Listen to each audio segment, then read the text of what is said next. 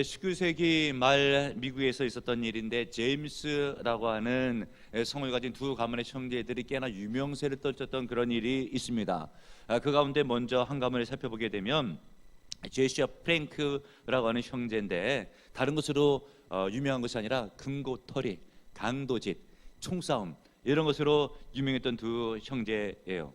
왜 이런 인생이 되었는가를 본인들이 고백 자백할 때 보게 되면, 남북 전쟁에 대한 환멸과 함께 그들은 또 난군이었거든요. 그래서 폐단병이 되었어요. 그런 인생의 보통 분노심 때문에 안 좋은 길로 들어서서 안 좋은 쪽으로 유명세를 떨쳤어요. 그런가 하면 또 다른 제임스 형제가 있는데, 윌리엄과 펠리라고 하는 지금까지도 아주 유명세를 떨칠 수 있는 크리스찬 지성인으로 알려졌는데, 윌리엄은 하버드 대학의 철학 교수고, 그리고 펠리는 유명한 당대의 소설가예요. 어떻게 해서 이 두 사람, 두 형제가 훌륭한 인물이 되었는가?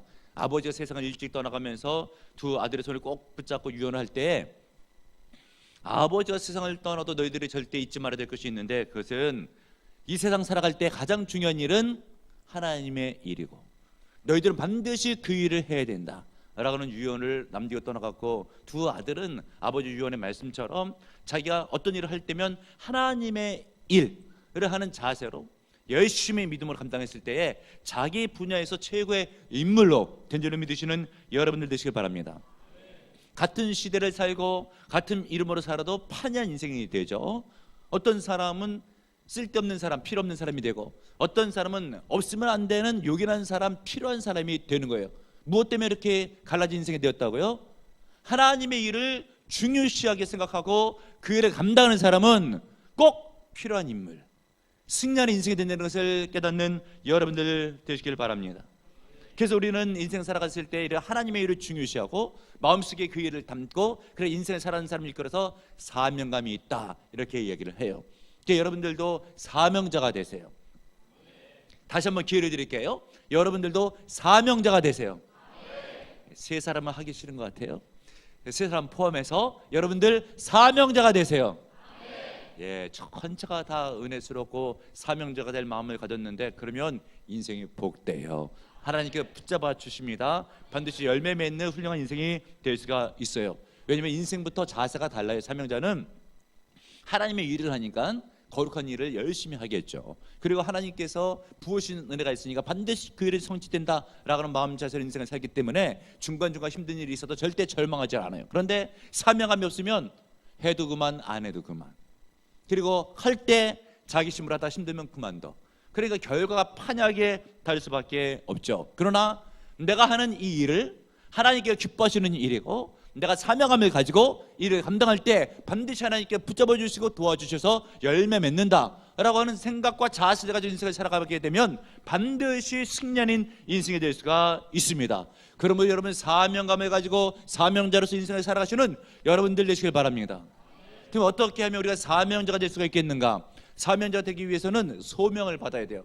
우리가 사명하고 소명은 비슷한 것 같지만 약간은 다릅니다. 소명은 무엇인가? 하나님께서 어떤 특별한 일로 불러주시는 거예요. 콜링, 내가 너를 이 일에 쓰겠다라고 소명 불러주시는 거예요. 이때 아멘 하면서 그 부르심에 응답하고 내 마음 가운데 결단을 내리면, 그래서 이제 사명감이 있는 사명자가 되는 거예요. 콜링을 받아야 되고, 콜링을 받을 때 아멘으로 화답하게 되면 화답한 사람의 심령 가운데서 사명감이 있죠. 이런 사람을 일컬어서 사명자라고 하는 거예요. 그럼 여러분 인생을 살아나가실 때에 하나님께서 나를 어떤 일에 어떻게 쓰시려고 이 땅에 보내셨는가에 대해서 기도하시고 사모하시고 깨닫는 은혜가 있기를 바랍니다. 깨닫고 사명을 갖게 되면 그때부터 인생이 판이하게 좋은 쪽으로 열매 맺는 인생이 된다는 것을 믿으시는 여러분들 되시길 바랍니다. 성경에 나오는 수많은 인물들, 훌륭한 인물들은 다 사명자로 인생을 살 때 인생이 복됐어요. 예를 들면 모세도 그랬고 바울도 그랬는데, 모세가 120살에 누보산에서 눈물 감기 직전에 그 40년의 인생의 말기죠. 이때 사명자의 인생이에요. 젊었을 때는 어떤 인생을 살았어요? 애굽에서 살 때에 사명이 없었을 때는 관리들을 때려 죽였어요. 그 도망자 신세가 돼서 광야로 도망갔어요. 목동이 돼서 양을 쳤어요. 그러면서 나이 80이 되었죠. 그러던 어느 날인가에 하나님께서 모세를 찾아오셔서 사명을 주는데, 출애굽의 지도자에 대한 사명을 주죠. 결국은 몇 번 실갱이 끝에 모세가 아멘 하고 사명을 받고 나아갈 때에 하나님께 주시는 기적과 이적을 일으키면서 지도력을 발휘하고 이스라엘 백성들을 출애굽시키면서 홍해를 가르게 되는 그 대역사를 이루죠. 이 모든 대역사는 사명을 받고 나서 사명대로 살 때의 인생이 훌륭하게 된 줄로 믿으시는 여러분들 되시길 바랍니다.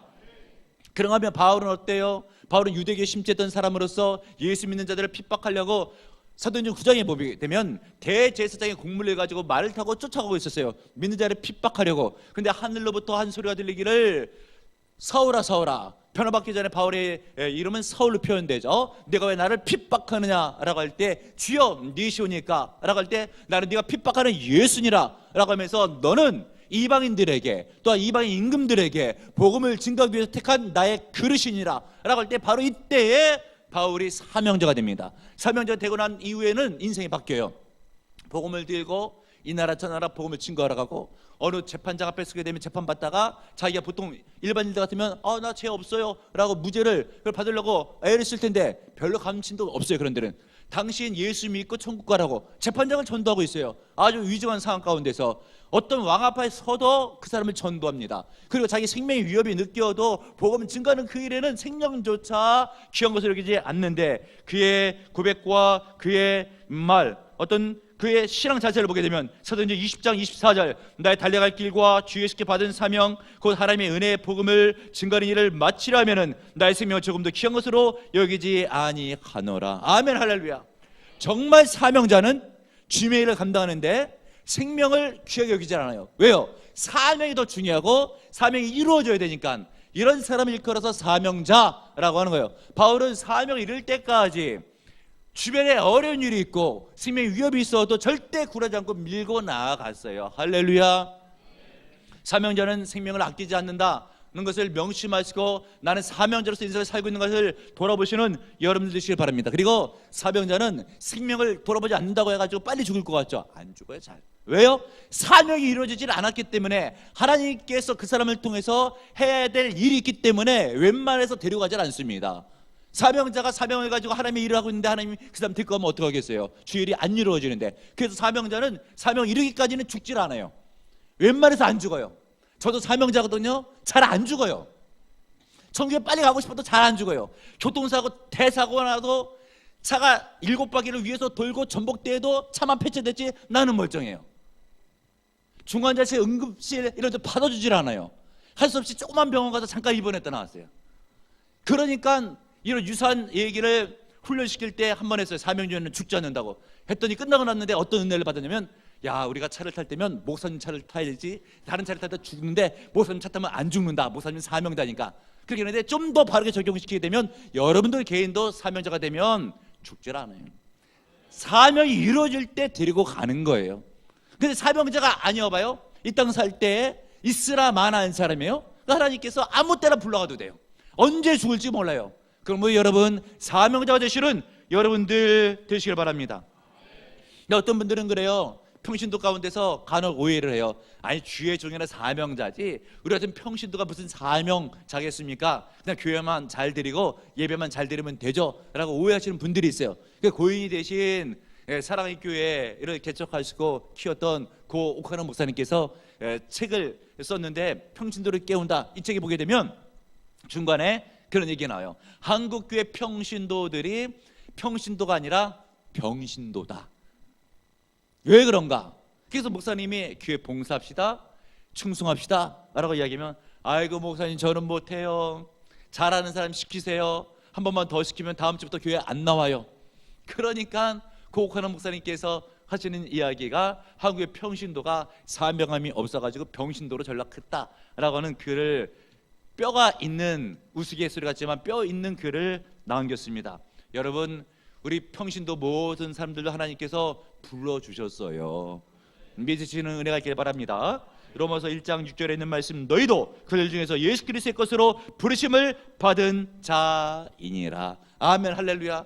그러므로 여러분이 거하는 처소 가운데서 사명함을 가지고 교회를 섬기시고 가정에서도 사명함을 가지고 가정생활 잘하시고 사회에서도 사명함을 가지고 사회생활 잘하시는 은혜가 있길 바랍니다. 칼빈은 직업 설명서를 얘기했어요. 내게 있는 직업은 하나님께 주신 천직이다. 그러면 사명함을 가지고 생업에 종사하여 하나님께 영광 돌리는 것이 크리스찬의 본분임을 오래전부터 강조를 했습니다. 맞는 이야기예요. 평신도들도 하나님의 주신 일, 그것을 가장 중요하게 생각하면서 내 심중에 그것을 마음속에 두고 생업에 있어서도 믿음으로 감당하게 되면 사명자인 줄로 믿으시는 여러분들 되시기 바랍니다. 그러면 여러분, 그 사명자가 사명이 있을 때에 그때 그 일에 생명을 걸게 되어 있어요. 그래, 생명을 건다고 해서 잘 죽지는 않아요. 대신에 하나님의 은혜와 능력은 임하죠. 반드시 하는 일이 열매를 맺는 거예요. 그러면 여러분, 가장 행복한 날이 어느 날인가? 스위스 철학자 카를 힐트가 이야기하기를 본인의 사명을 깨닫는 그날이 가장 행복한 날이다 라고 이야기를 했어요. 맞는 이야기예요. 내가 인생, 왜 하나님께서 내 인생을 이 땅에 보내실 때에 어떤 일을 할 수 있도록 보내줬는지에 대해서 깨닫는 그날, 가장 중요한 날이다. 인생의 목적을 깨닫게 되니까 그건 그날은 가장 행복한 날이다 라고 이야기를 했어요. 내가 이 땅에 살아갈 때 살 이유가 있어요. 하나님께서 어디에 쓰시려고 했던 것을 깨달아줬어요. 밥을 먹는데 배고파서 먹는 게 아니에요. 그 일을 감당하려고 먹는 거예요.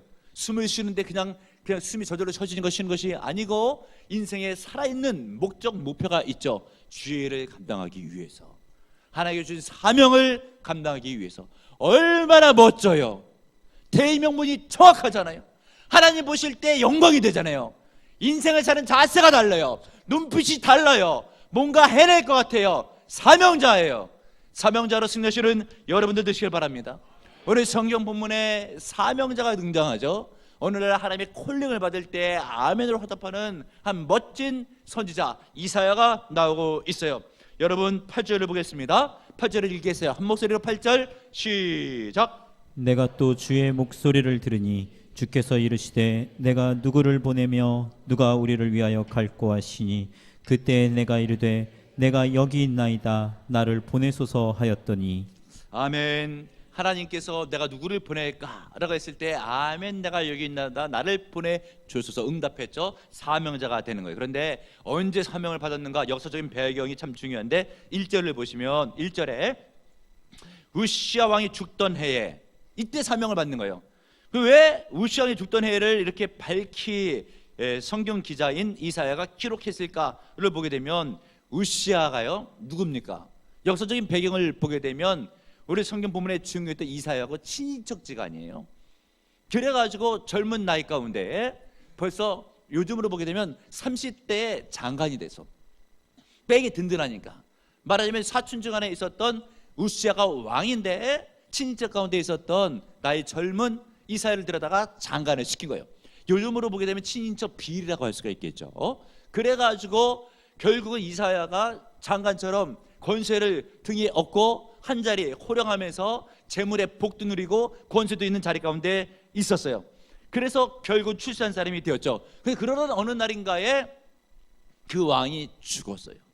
그러니까 이제 이사야가 드는 생각이 뭐예요? 나도 이제 같이 망했다, 이런 생각이 들 거 아니에요? 그래가지고 이사야가 생각해내기를 그럼 나는 어찌해야 될 것인가 라고 하면서 하나님을 찾아서 도움을 요청해야지라고 하면서 성전에 올라갑니다. 성전에 올라가면서 하나님 도와달라고 할 때 하나님의 비전, 환상을 보면서 하나님의 영광을 체험하고 하나님의 음성을 듣고 이때 사명자가 된 줄로 믿으시는 여러분들 되시길 바랍니다. 어찌 보면 우시아가 죽는 것이 이사야 입장 가운데서는 손해요, 인생의 위기가 찾아온 거예요. 그러나 인생의 바로 위기, 바로 그때가 사실은 인생의 찬스예요. 어떤 사명을 받는 날이 된 거죠. 그러면 여러분, 우리가 사업을 하신 분들이 혹시 부도가 난다, 아니면 어떤 생업에 어려움이 있다라고 하게 됐을 때 그런 인생의 어려움 때문에 나는 망했다라고 할 것이 아니라 바로 그때 누굴 찾습니까? 하나님을 찾는 거예요. 하나님께 나아가는 거예요. 하나님의 음성을 듣는 거예요. 그러면 사명자가 되는 거예요. 그러므로 여러분, 위기는 찬스인 줄로 믿으시는 여러분들 되시길 바랍니다. 그 우시아가 왜 갑자기 죽었을까? 여러분, 우시아는 나이 어린 나이, 젊은 나이 16살 때에 왕이 됐어요. 그 젊은 나이에 왕이 되다 보니까 하나님을 의지해서 나라 정치를 잘해야 되겠다라고 마음을 먹고 젊은 시절은 겸손하게 하나님을 의지하면서 믿음으로 나라를 통치했죠. 그러다 보니까 하나님께서 은혜를 막 부어줘가지고 나라가 부강했어요. 50년도 넘게 왕으로서 통치를 했어요. 참 긴 기간 동안 그렇게 장기적으로 권력을 붙잡고 하나님의 은혜 가운데 나라가 부강하게 됐어요. 그런데 보통 등 따스고 배부르게 되면 딴 생각을 할 수가 있는데 그러면 안 되는데 이 우시야가 잠시 교만해져가지고 다른 생각을 하는 거예요. 보니까 자기가 이 나라의 최고 권력자인데 모든 것을 다 할 수 있을 것 같은데 근데 못하는 게 있죠. 뭐예요? 제사장으로 부름받은 사람이 제사를 업무를 보면서 하나님 앞에 영광을 돌리는 그 제사 집례하는 그 일을 넘본 거예요. 그래서 제사장이 분향할 때 그거 내가 하면 안 되겠냐 그거예요. 안 되는 거죠. 여러분 교만하면 절대 안 돼요. 분수를 알고 자기 위치를 알고 그 위치에서 아름답게 봉사하는 것이 귀한 거예요. 할렐루야. 근데 이 우시야는 그러질 않고 교만했죠. 분향할 때 내가 하겠다고 나서는 거예요. 제사장만 할 수 있는 것을 왕이 하겠다는 거예요. 그러니까 제사장이 그러면 안 되잖아요. 장정들 80명을 데려다가 막았어요. 그런데도 불구하고 억지로 자기가 분향하겠다고 한 거죠. 이런 일이 모세 시대에도 있어서 모세 때에 고라, 다단, 아비람 이랬던 세 인물이 모세와 아론을 대적하면서 너희들만 지도자냐? 우리도 지도자다 라고 하면서 너희들만 제사드리냐? 아론 너만 할 수 있냐? 나도 드릴 수가 있어 라고 하면서 하나님의 제단에 불을 분향하면서 드릴 때에 자기네들이 다른 불로 드리다가 하나님께 노하셔가지고 하늘에서 불이 떨어져서 다 살라버렸어요. 그러면서 땅이 입을 벌려서 그 사람들 삼켜버렸습니다. 하나님께서 이렇게 때를 따라 징계하시면 무서워요. 본인의 분수를 알고 위치를 알고 영적인 것을 생각하면서 아름답게 섬기고 해야지 그것을 떠나면은 큰 징계를 받을 수가 있는데 결국은 우시야가 억지로 분향을 하다가 하나님께서 치실 때에 나병, 문둥병이 걸리고 만 거예요. 아무리 왕이라 할지라도 이스라엘 민족은 신정 정치이기 때문에 문둥병은 나병은 뭐예요? 하나님께 버린 자에게 징계하는 병으로 알려진 거거든요. 결국은 왕궁에서 쫓겨납니다. 유리방황하다가 어디서 객사에서 병들어 죽고 마는 거예요. 그래서 우시야 왕이 죽던 해라고 하는 짧은 문장이지만 주는 인사이트 교훈이죠. 무엇이에요? 교만하면 망한다. 우시야 왕이 왜 죽었냐? 교만했기 때문에. 어떻게 될 것인가? 하나님만 의지하는 믿음으로 살아야 된다. 이런 뜻이 있는 거예요. 우시야 왕이 죽던 바로 그때에 이사야도 자기의 빼꼼한 데가 없어졌으니까 하나님이 이제 큰일 났다고 하면서 내 인생은 어찌 살아야 되겠습니다라고 주님을 찾아 나섰을 때에 성전에 한 비전을 보여주시면서 하나님을 만나고 하나님을 만났을 때 하나님의 음성을 듣고 내가 누구를 보냈고 라고 할 때 내가 여기 있나이다 나를 보냈어라고 하면서 사명자로 등극하게 되죠. 그러면서 이사야의 인생은 이제 멋지게 펼쳐져요. 하나님의 말씀을 증거해요. 하나님의 역사를 이뤄요. 여러분 하나님을 만나셔야 돼요. 하나님을 의지하셔야 돼요. 하나님을 찾아야 돼요. 그러면 이사야가 어떻게 사명자 되는지를 좀 더 구체적으로 살펴볼 때 1절에서 4절까지 좀 긴 절이긴 하겠지만 읽을 때 1, 2, 3, 4절 한 목소리 큰 목소리로 시작. 우시야 왕이 죽던 해에 내가 본즉 주께서 높이 들린 보좌에 앉으셨는데 그의 옷자락은 성전에 가득하였고 스랍들이 모시고 섰는데 각기 6날개가 있어 그 둘로는 자기의 얼굴을 가리었고 그 둘로는 자기의 발을 가리었고 그 둘로는 날며 서로 불러 이르되 거룩하다 거룩하다 거룩하다 만군의 여호와여 그의 영광이 온 땅에 충만하도다 하더라. 이같이 화답하는 자의 소리로 말미암아 문지방의 터가 요동하며 성전의 연기가 충만한지라. 아멘.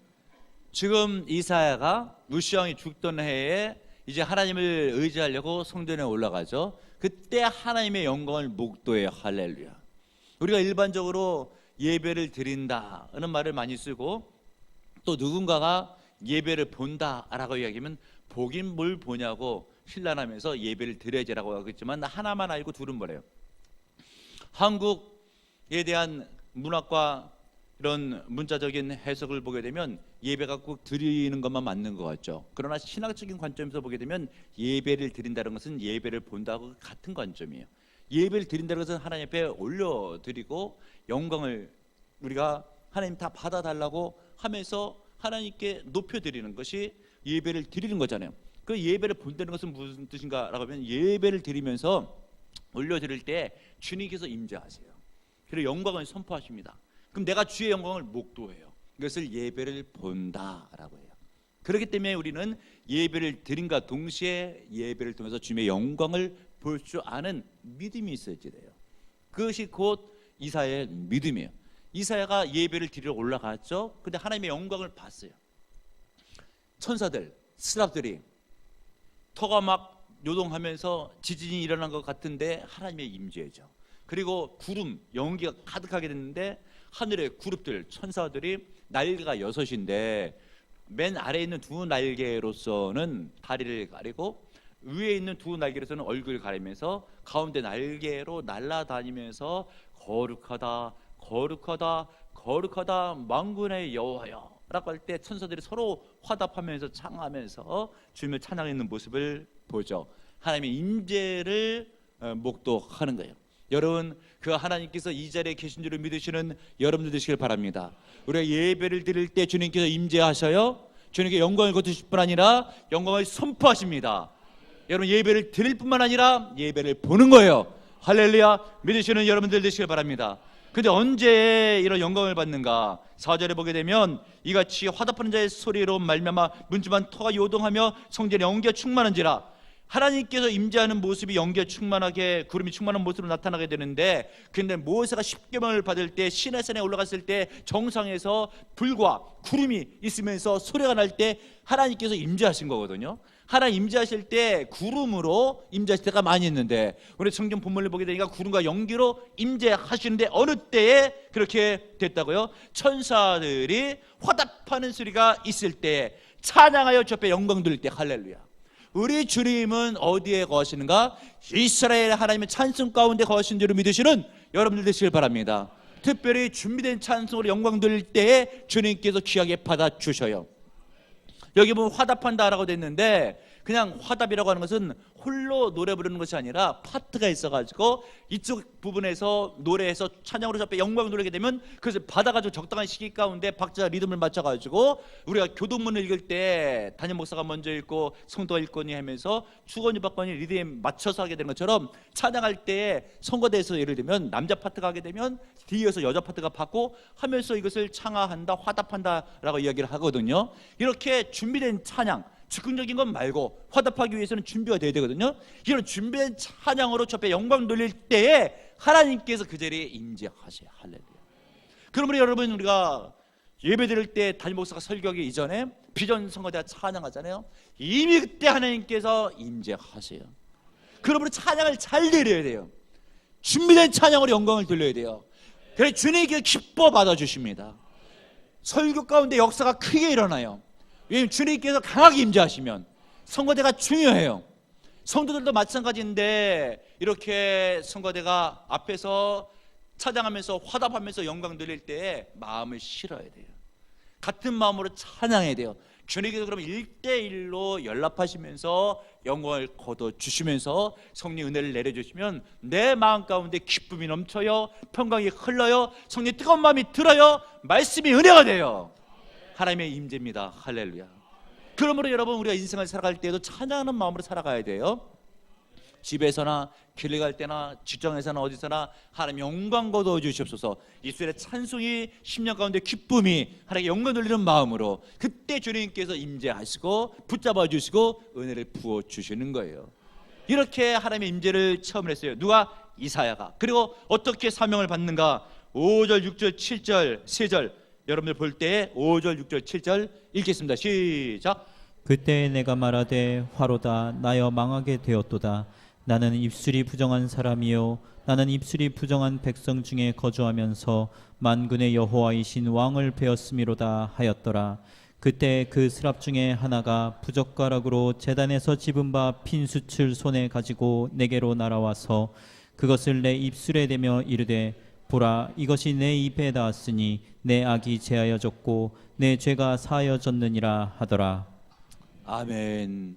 이사야가 죄인인 것을 깨닫죠. 언제? 거룩하신 하나님의 임재를 느낄 때에. 보통 때는 몰랐어요. 괜찮은 인생인 줄 알았어요. 자기도 한자리 하고 뭔가 인물됨이 있는 줄 알았어요. 근데 알고 봤더니 하나님의 딱 썼더니 너무 부족해요. 너무 영적으로 더러워요.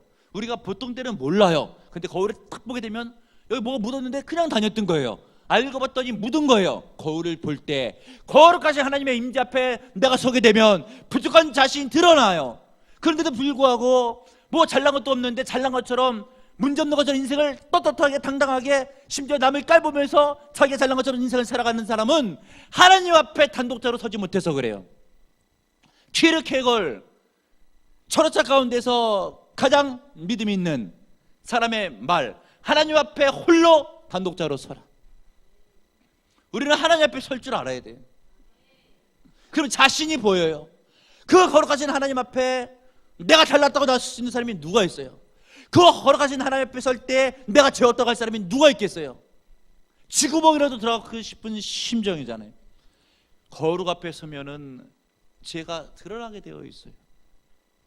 이사야가 죄가 드러날 때 화가 나여 망하게 되었도다. 왜? 본인 죄인이니까 주님께서 죄인을 징계하시니까 치면 죽는 거죠.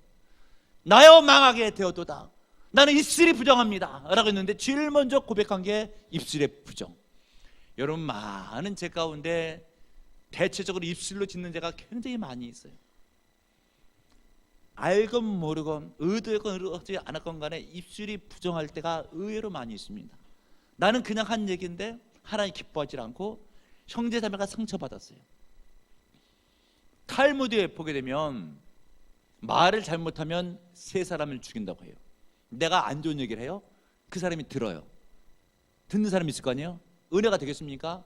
듣는 사람은 죽이는 거예요. 또 누굴 죽이는가? 그 말에 언급된 그 대상, 누구를 씹었어요? 그 사람이 좋겠습니까? 그 사람을 죽이는 거예요. 세 번째는 누굴 죽이는가? 말하는 자기가 죄를 쌓는 거야. 절대 입술을 조심해야지. 입술을 조심하지 않으면 죄가 커요. 나는 한 번 얘기했는데 상대방은 몇 날 며칠을 상처받아요. 칼로만 찔러가지고 사람을 아프게 하는 것이 아니라 말로 찌른다는 거예요. 입술을 삼가 조심해야 되고, 잠언 말씀에 입술에 온전한 자가 온전한 자라고 성경이 기록하고 있잖아요. 그러면 깨달으셔야 돼요. 주 앞에 설 때에 자기가 죄인인 걸 알아야 돼요. 나는 부족한 죄를 알고 항상 조심해서 주 앞에 영광 돌리고 교회를 숨기고 이웃과 성도를 대할 때 착한 마음과 참 믿음을 대할 수 있는 영적 자세를 전지하시는 여러분들 되시길 바랍니다. 그래서 결국은 본인이 죄인 걸 깨닫잖아요. 어떻게? 하나님 앞에 설 때. 그러니까 회개하면서 용서를 받죠. 6절 7절 읽겠습니다. 6절 7절 시작. 그때 그 수랍 중에 하나가 부젓가락으로 제단에서 집은 바 핀 숯을 손에 가지고 내게로 날아와서 그것을 내 입술에 대며 이르되 보라, 이것이 내 입에 닿았으니 내 악이 제하여졌고 내 죄가 사하여졌느니라 하더라. 아멘. 여러분, 얼마나 귀하고 복돼요. 조금 전에 이 입술의 범죄에 대해서 얘기했잖아요. 안 걸리는 사람이 어디 있겠어요. 모르면 모르는 대로 계속 죄 짓고 살아가요. 그러다가 징계받으면 끝나잖아요. 그럼 여러분 깨달아서 늘 겸손해야 되는데, 오늘 이사야가 하나님의 은혜 가운데 죄 용서를 받잖아요. 내 악이 제하여졌고 내 죄가 사하여졌느니라. 여러분, 회개하는 마음을 가져보세요. 그리고 주 앞에 회개하세요. 그리고 그런 마음을 갖게 됐을 때 주님께서 용서해 주잖아요. 이 멘트에 아멘으로 받으시는 은혜가 있길 바라는데, 내 악이 제하여졌고 아멘, 내 죄가 사하여졌느니라. 하나님 앞에 이런 음성을 들어야 돼요. 집에 가서도 기도할 때도 철저하게 입술을 회개하고 주 앞에 용서를 구하면서 이사야 성경을 펴놓고 나서 크게 읽으세요. 내 악이 제하여졌고 내 죄가 사하여졌느니라. 본인이 또 아멘 받으세요. 그리고 믿음으로 서시는 은혜가 있기를 바랍니다. 그리고 사명자가 되기 위해서는 어찌해야 될 것인가? 8절을 보겠습니다. 8절 읽겠습니다. 시작. 내가 또 주의 목소리를 들으니 주께서 이르시되 내가 누구를 보내며 누가 우리를 위하여 갈꼬 하시니 그때 내가 이르되 내가 여기 있나이다, 나를 보내소서 하였더니. 아멘. 처음에는 우시 왕이 살아있을 때에 정말 왕은 우시아 같았어요. 나중에 성전에 올라가서 보니까 만왕의 왕은 하나님이신 거예요. 할렐루야. 그러면서 하나님을 배울 때 본인의 부족함이 보여요. 죄가 있어요. 회개했어요. 용서를 받았어요. 비로소 그때 하나님의 음성이 들려와요. 왜 하나님의 음성이 들리질 않습니까? 마음 가운데 다른 것으로 가득 차 있어요. 마음 가운데 죄악이 많이 있어요. 하나님의 음성이 들려도 듣지를 못해요. 그러므로 여러분 깨닫고 주 앞에 나가서 회개하고 겸손하게 되면 그때서야 주의 음성이 들리는데, 하나님의 음성이 뭐예요? 누가 우리를 위해서 갈고, 성삼위 하나님께서 누군가를 파송시키면서 주의를 시켜야 되는데 아무도 안 하려고 그럴 바로 그때에 이사야가 듣는 거예요. 주님, 내가 여기 있습니다. 나를 보내주옵소서. 할렐루야. 결단한 거죠. 여러분, 결단하시는 은혜가 있기를 바랍니다. 그러면서 목사도 교회를 생각할 때 누가 교회를 위해서 헌신할까? 라고 하면 갑자기 공부도 못하는 성도들이 공부를 열심히 하는 것처럼 밑에를 쳐다보고 쥐구멍을 파고, 절대 그래서는 안 돼요. 하나님의 음성에 귀를 쫑긋 세우고 눈을 반짝반짝 뜨면서 누가 주의를 감당할 거라고 하면 아멘! 따라했습니다. 아멘! 그런 자세를 견지하세요. 할렐루야. 결단하시고 주의를 감당하시는 은혜가 있기를 바랍니다. 누가 우리를 위해서 갈고, 주님 내가 여기 있나이다. 나를 보내소서. 얼마나 멋져요. 어떤 사람은 그래요. 주님 내가 여기 있습니다. 쟤를 보내소서. 쟤도 저기 있습니다. 쟤도 보내소서. 너는 뭐 할래? 주님 내가 여기 있습니다. 나를 보내주옵소서. 누가 어린 10년을 위해서 주일학교 교사로 헌신할 거라고 했을 때 다른 데를 자꾸 쳐다보는 것이 아니라 주여 내가 여기 있습니다. 나를 보내주시옵소서. 누가 구역장으로 건찰로 봉사할 거, 누가 헌신할 거, 주여 내가 여기 있습니다. 나를 보내주시옵소서. 누가 주차로 차량으로 봉사할 거, 주여 내가 여기 있습니다. 나를 보내주시옵소서. 누가 주방으로, 누가 청소로 봉사할 거라고 했을 때 주여 내가 여기 있습니다. 나를 보내주시옵소서. 아멘. 할렐루야. 믿고 순종하시는 여러분들 되시길 바랍니다. 특별히 2017년도에 뭐예요? 이웃에게 전파하고 누워야 돼요. 하나님이 여러분 개인한테 하는 거예요. 네가 전파하라. 이웃에게 네가 전도하라. 열방으로 나갈 때 남들은 나가는데 나는 안 나가는 것처럼 네가 좀 나가라. 할렐루야. 온 천하에 다니며 복음을 증거하라. 땅까지 이런 증인되라. 누가? 내가. 할렐루야. 누가 나를 위해서 갈고, 주님 내가 여기 있습니다. 나를 보내주시옵소서. 한번 따라하겠어요. 이렇게 한번 해보세요. 누가 나를 위해 갈고 하면 여러분들이 주님 내가 여기 있습니다. 나를 보냈어. 아시겠죠? 누가 우리를 위해 갈고,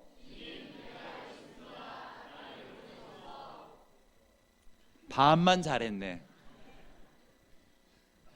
하나님 이 자리에 계시잖아요. 여러분 은혜 받아보면 하나님께서 사람을 찾고 계신다는 생각이, 간절한 생각이 들어요.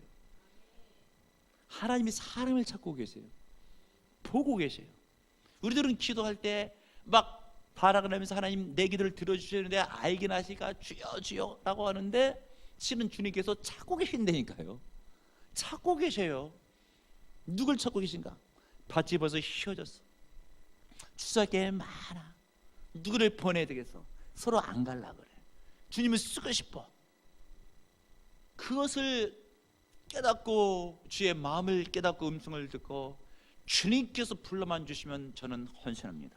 하나님의 영광을 위해, 교회를 위하여, 사명을 위하여 한 인생 한 목숨 바칩니다. 사명자예요. 이런 사명자는 인생 사는 자세가 달라요. 같은 일을 해도 달라요. 인생 후반기에 큰 열매를 맺어요. 사명 없는 사람은 그냥 대충 살다가 대충 가고, 있으나 마나 하고 언제 죽을지는 몰라도, 사명자는 웬만해도 죽지를 않고 주님께서 반드시 써야 되기 때문에 은혜와 능력을 부어주시면 큰 일을 행할 수가 있고, 결국은 그 인생이 복된 거예요. 여러분 사명자가 되시길 바랍니다.